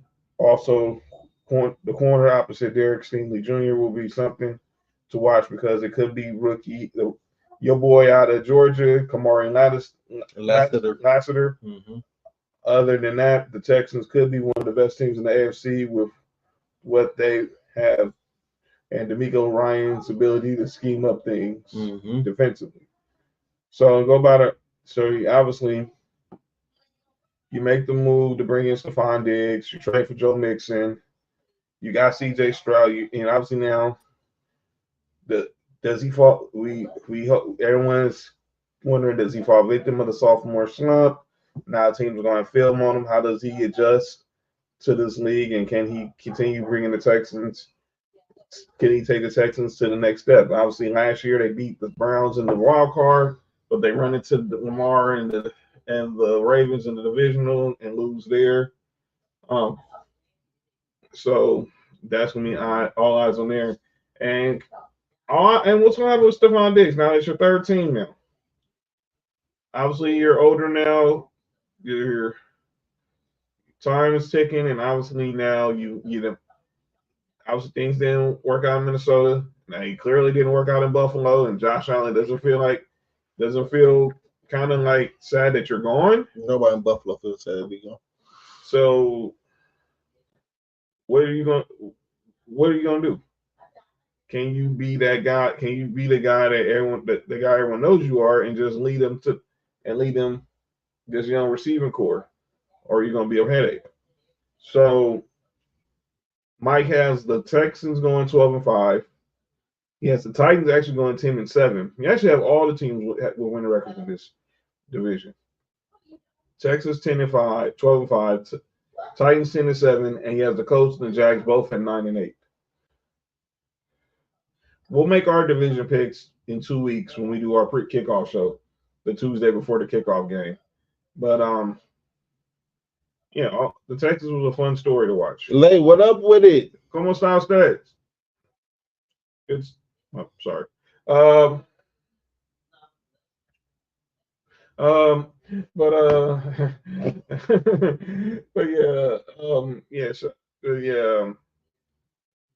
Shout out to everyone who participated on the South two-a-day. So shout out to Mike with these good notes he brought. He's eventually joining us. He's work schedule permitting. He's gonna talk football with us, obviously, but his specialty was the AFC South. So I wanted to give him some way to contribute, even though he couldn't be on the show in person. So, but he'll be joining us soon. Again, shout out to Dale, Trail, shout out to the G, shout out to Sheed, everybody who joined us on Tuesday. And then now we're gonna move ahead to Wednesday. That's the closing out of the 2 days as we go west, y'all. Because we'll talk about the AFC and the NFC West. Already got 2 guests confirmed for Tuesday. Fat, you still here? Yeah. And then say something if you are. And then obviously we'll have our fantasy draft on Tuesday as well. And we're gonna preview the college football season next week as well. We're not doing a 12 team picking out with 12 teams going to the playoff. That's just like, come on, man. We're just gonna pick the final 4, we'll just pick the final 4. We ain't doing all that, 12 teams, who getting the bye, who's gonna be at large, and all that other bull. Let the committee do that crap. We're gonna just pick the 4 teams who will be playing for the. We're gonna be in the college football semifinals and then heading to the Natty. I don't care none of that. There's Gardner Minshew, the new new QB1 for the Oakland Raiders. He said he want to join Tuesday for NFC West. I'll send you the connect. I'll send you the connect, Sam. I'll send you the connect. I'll send you the connect, Sam. Well, but yeah, we got my man Chris Camilla and Chaz. They're gonna come on and go to Outland Forum to talk some Rams. So obviously Sam wants to talk Rams, and obviously I'm gonna reach out to obviously within the crew about talking Niners and Chargers. And obviously, me and Nick will talk Raiders, and I think got some other people who might be coming on to talk Seahawks and Raiders too. But did she say bye? That's like bisexual. All right. Yeah, that's wild. But yeah, let's go ahead and get to call our names. Yeah, the segment that's often imitated, never duplicated. Shout out to our Uncle Dolly. It's his favorite segment. It's his favorite segment. So let's get to calling out names. I'm gonna leave this off. I'm gonna pick up from my calling out names from Tuesday. Y'all know I had Oscar De La Hoya on calling out names. Obviously, he was on Club Shade Shade. He talked about the infamous pictures of him in that dress. Yeah. And obviously saying that men have probably done it, and I was just one who got caught. He's like, nah. And Chandler's, I don't know about that, Oscar. And then I said, I called out my guys, John Ireland and Greg Bergman, said if Kay Beckinsale or Margot Robbie asked them to wear a dress, they would. I'm like, nah, son. Ain't putting on no dress. Like, I was listening to Mason Ireland yesterday. Some dude called into the segment they call Sports Graffiti. A chick said that he was dating this chick when he was 20 and she was 28, and she convinced him to put on a thong. I was like, yeah, these dudes. He was real happy to have. Yeah, was real happy to call in to tell a bunch of grown men, yeah, a woman made me put on the thong. Get out of here. That woman didn't make it put on the thong. Yeah, you want to do what she just suggested. So that's where I'm going to Oscar De La Hoya. So I'm telling you, he's with this chick named Holly Saunders. She's worked for FS Woman. Little nice, skinny, curvy, big breasted chick. What's her name? Holly Saunders. Trust me, she's not hard to find. So she posts a video. She goes on IG Live. She's in her lingerie and all that. Bra and panties and blah blah. She's doing her little sexy dance. Then Oscar De La Hoya comes out of nowhere, and he has on what they call a banana hammock. There's it. Yeah, the more picture with Oscar is more recent. All right. Oscar De La Hoya posts on IG Live in a man, whatever, and then all of a sudden, I see I saw I didn't need to see. I didn't. Nah, dude got his cheeks out on freaking IG Live. That's the picture, Mark. Oh no. Oh, she's crazy. No, it was a video. He was dancing doing this stuff. This is crazy. Man, on the back, they called it a banana hammock. I'm like, come on, dude. I don't know what that is. I don't want to know what that is. I don't either, but I don't care. Whatever it was, it looked nasty. But anyway, yeah, come on, man. Then I heard he admitted that he got fake abs. You can get women get breast implants, you can get ab implants. Yeah, you never heard that? No. Yeah. I'm not shocked, but I'm just saying. Yeah, that's Brandon Allen, by the way. He just got sacked. They got called out the University of Colorado. Huh. So we all talk about Deion has been last. Obviously, last week CBS Sports puts out a ranking where they ranked him as the second to the worst coach in the Big 12. And now he wouldn't speak to nobody from CBS. And when that CBS reporter was talking to him, it was a local reporter from CBS Colorado. Now he felt like he was being hostile towards him or whatever. So now this reporter, I think his name is Sean Neely. Basically, it's been from anything. Let me be first off to say I think that's real weak. That's real weak. If he didn't say anything racial, it was basically all about the sport. It was football only. Stop being so sensitive, Deion. Come on, man. Colorado, come on. What are we doing? But all eyes on Deion. All eyes are on Deion now. Lay, why you got Mets fans on calling their names? I thought they was just out here in San Diego. He said, "I got that. I got that racist Mets fan on calling their name. What the racist Mets fan do? I ain't pay attention. I know they had. I know girl throwing out the first pitch. I wonder was it the spit? Is that for the Gibbs? What? Wait, who had how two girl throwing the pitch? The Mets. Man, that is so fucking. I wonder was it the spitball? That's too easy. Dog. That was too easy, man.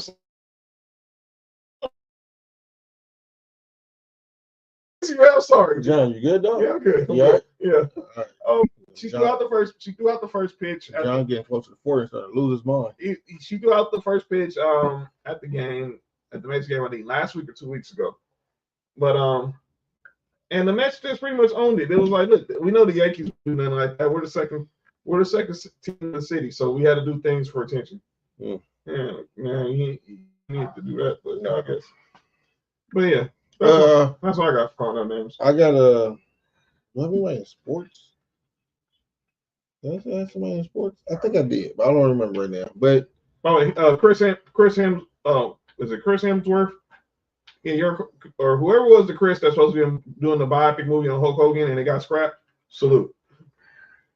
Well, he said he didn't want to say nigger, so probably. Ben Affleck's supposed to be playing him in the Gawker movie. In the cock movie? Gawker. In a cocker movie? Gawker. What the fuck is a cocker, John? I said Gawker with a G, first of all. Crazy. Gawking? Whatever the site was. Whatever was the site where he got caught dropping the M-bomb. This is fucking crazy. I think that was the site, wherever the site was, he got caught dropping the M-bomb and the tape. And obviously the tape with, him and Bubba the Love Sponge is a girl. That's still a wild name. Wait. He did what to SpongeBob? Not SpongeBob. Bubba the Love Sponge. So the tape. Wait, tell me that's a girl, right? Bubba the Love Sponge? Yes. That's a dude. So the dude is something. No, the Bubba the Love Sponge's girl was who Hogan was on the tape with. Who Hogan got caught on the tape with when he said the M-bomb. We dropped the N-word. Which song? What started it? Bro. When it first went public, he probably been saying it forever. How many times do you think he said the M-bomb versus how many Undertakers it is? Yo, you really need help. How dare you do that? Y'all gotta realize, dog, it was more than one Undertaker. Man, dog, there was two. It was two. One was a stand-in. Then there's the real Undertaker, and that's it. I got. But yeah. Yeah, Chris Hemsworth, one of them dudes. Chris Hemsworth played in Avengers, right? Yeah. Was it?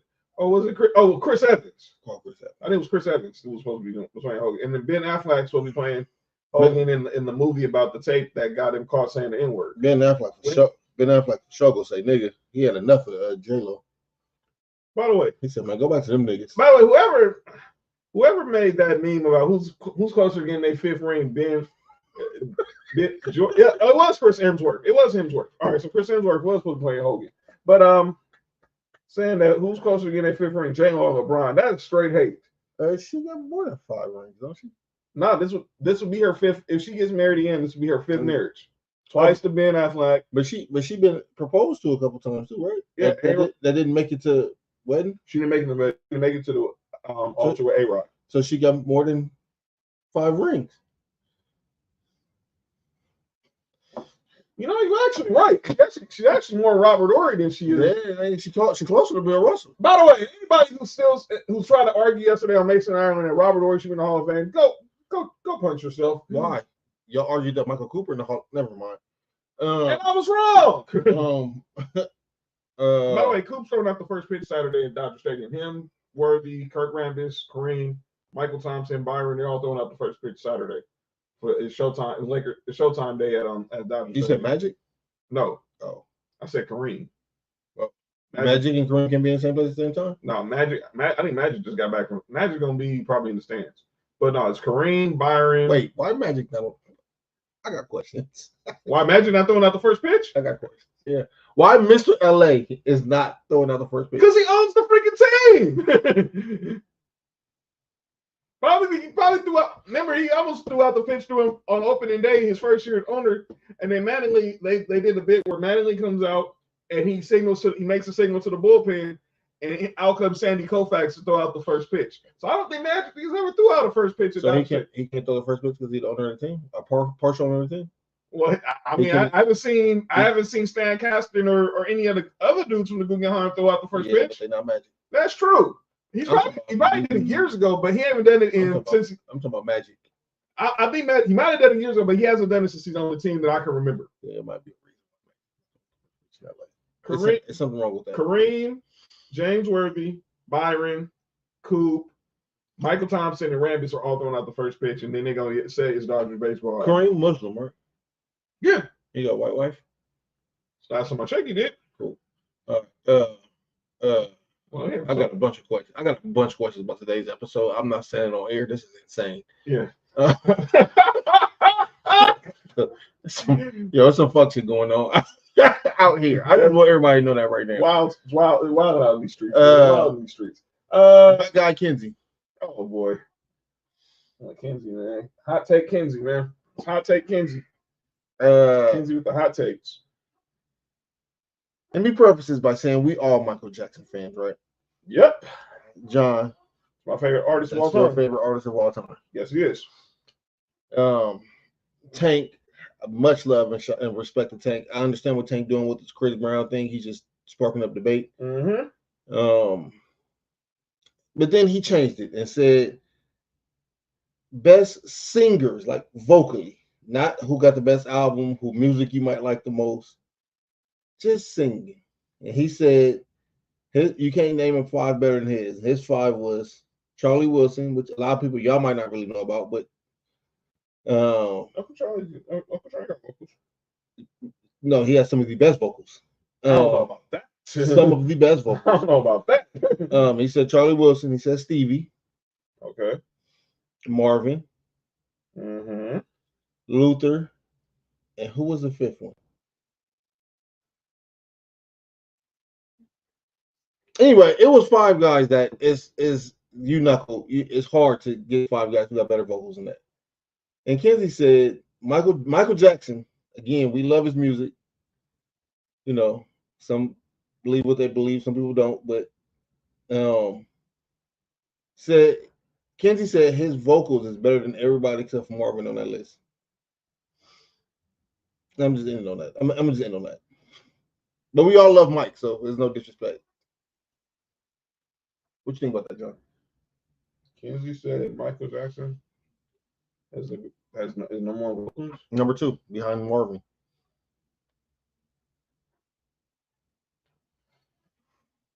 Kenzie. Kenzie.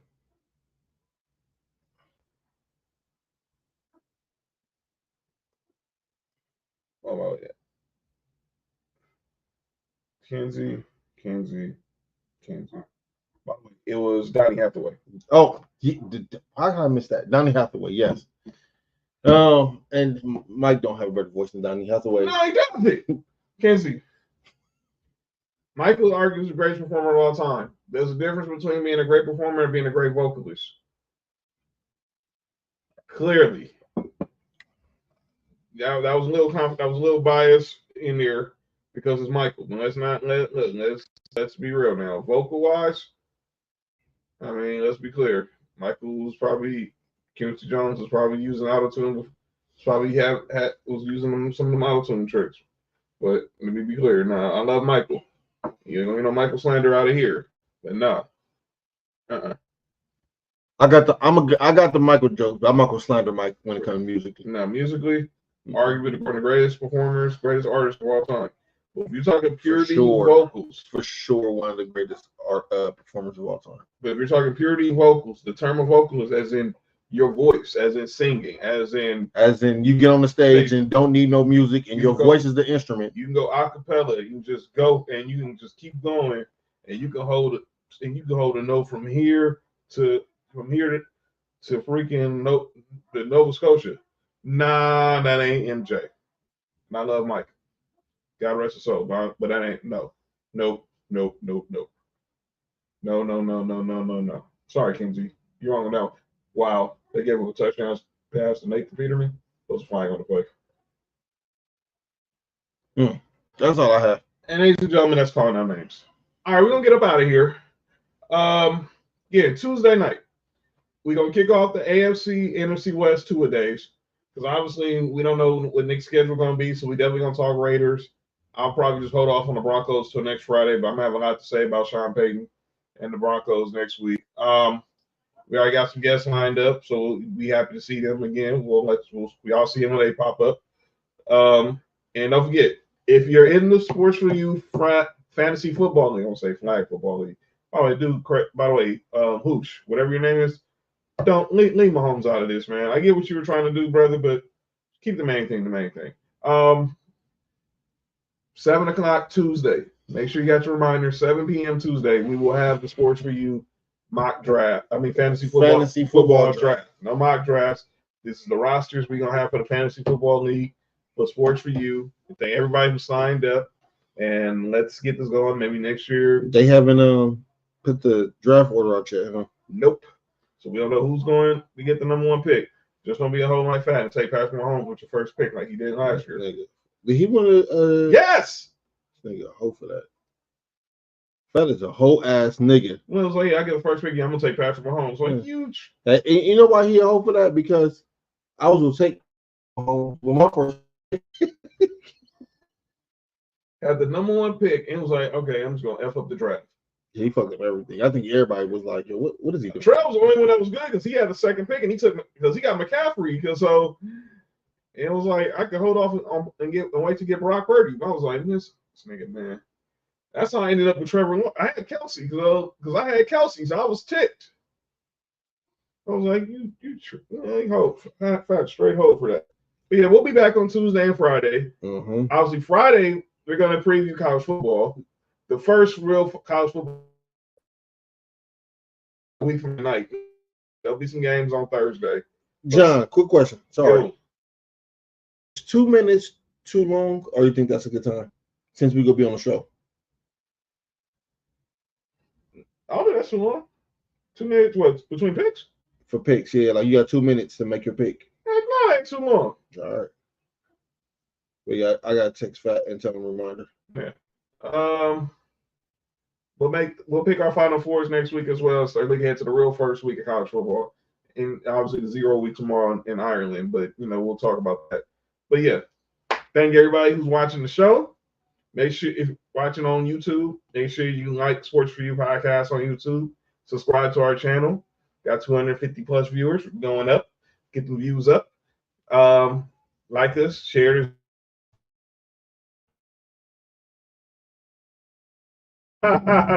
That's good.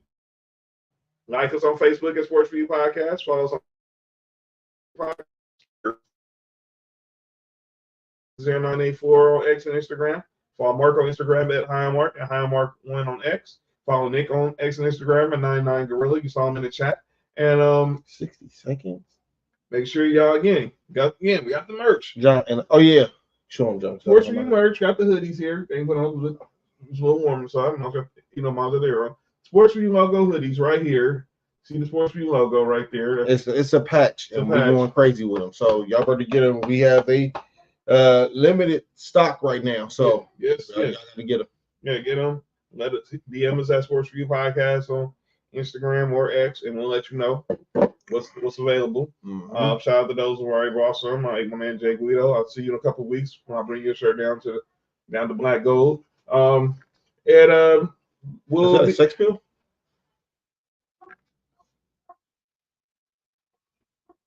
You know what? You know what? We're going to get up out of here, man. This has been Sports for You, the AFC South. Again, shout out to Mike Patton for providing those good notes on the AFC South. Shout out to Mike Patton. Yeah, shout out to those good notes right there. And again, everyone who joined us and all those who are going to join us next week, make sure y'all be here. We'll talk about the West and start looking ahead to the season. And again, reminder, Tuesday, we're doing our fantasy football draft. And if you haven't got it, show me again, John. Again, Sports for You. It's going to tell y'all. T-shirts and hoodies. That's right. And y'all take that how you want it. All right, Noodle. See you don't forget, Noodle, 7 o'clock. 7 o'clock Tuesday, Noodle. All right. So this has been episode 316 of Sports for You. Takes that black gold so you won't have it. That's funny. I'm John. That's Mark. You're Nick. We'll see y'all. Okay, Bella. Shout out to the big areolas here.